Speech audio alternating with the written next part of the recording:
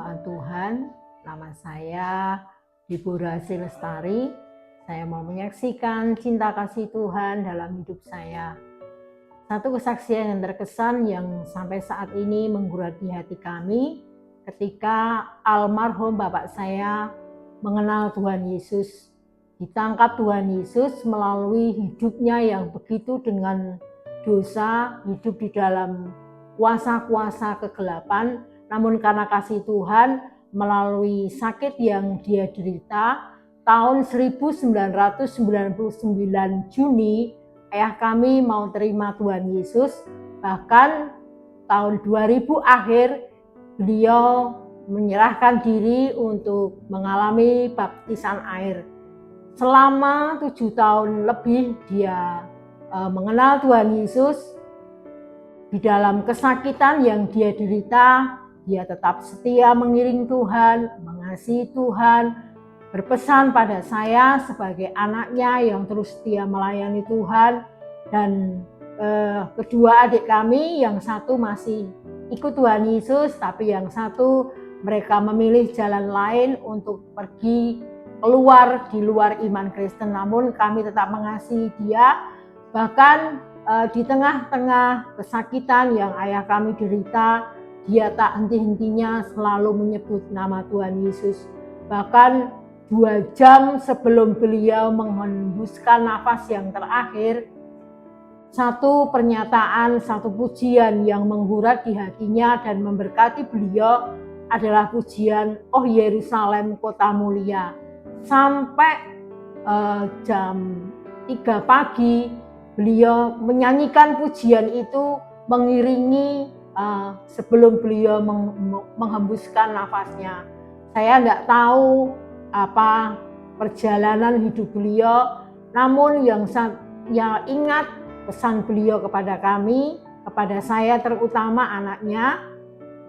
Saya mengikut Om tidak mulai dari nol, tapi saya mengikut Om tahun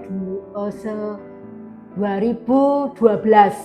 Dan beliau berpesan kepada saya, jangan tinggalkan pelayanan, jangan tinggalkan Tuhan Yesus, tetap ikut Pak Burning sampai selama-lamanya. Itu yang menjadi rema dalam diri saya sampai saat ini. Bahkan saya sudah terikat dengan kasih Tuhan melalui keluarga Bukit Sion ini. Saya mengasihi, saya memberkati, bahkan pertolongan Tuhan itu selalu nyata dalam hidup saya ketika saya mulai melangkah di dalam gereja ini. Ada gemblengan, ada nasihat, ada dorongan untuk kami terus setia kepada Tuhan setelah kepergian orang tua kami, terutama ayah kami. Karena saya hidup mandiri, hidup sendiri melalui kos demi kos, saya harus bergantian, saya harus menghidupi diri saya sendiri. Bahkan saya berjanji Tuhan, kalau Tuhan izinkan nanti saya menikah, saya tidak akan merepotkan orang tua kami. Mohon maaf karena mulai kelas 3 SD, ayah dan ibu harus berpisah dan saya sendiri ikut dengan ayah dan kedua adik saya. Kekuatan Tuhan itu yang membuat saya menjadi wanita yang kuat, wanita yang mandiri. Bahkan sampai saat ini saya terus mengandalkan kekuatan Tuhan. Saya terus mengharapkan pertolongan Tuhan. Bahkan pengalaman yang indah saya alami, berkat itu mengalir dalam diri saya melalui pekerjaan kami.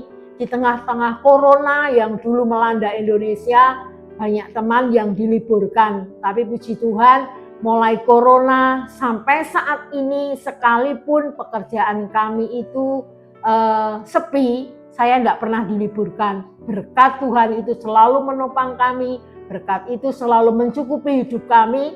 Sampai saya hidup berumah tangga pun saya mengalami pertolongan Tuhan yang luar biasa. Berkat itu selalu mencukupkan kami, bahkan di tengah-tengah itu kami bisa berbagi, kami bisa menolong orang-orang yang perlu kami tolong.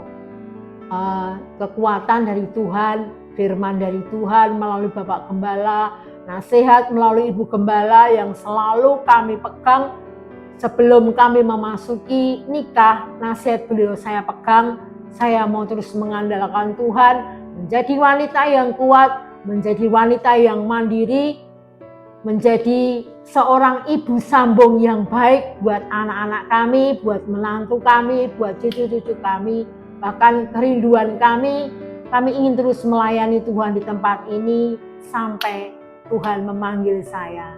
Ini kesaksian kami, kiranya boleh menjadi berkat bagi saudara-saudara semua. Tetap andalkan Tuhan, tetap kasih Tuhan, tetap berharap kepada Tuhan, cinta Tuhan tidak akan mengurangi setiap anak-anaknya yang terus mengandalkan kekuatan dan firman Allah. Tuhan Yesus memberkati kita semuanya. Amin.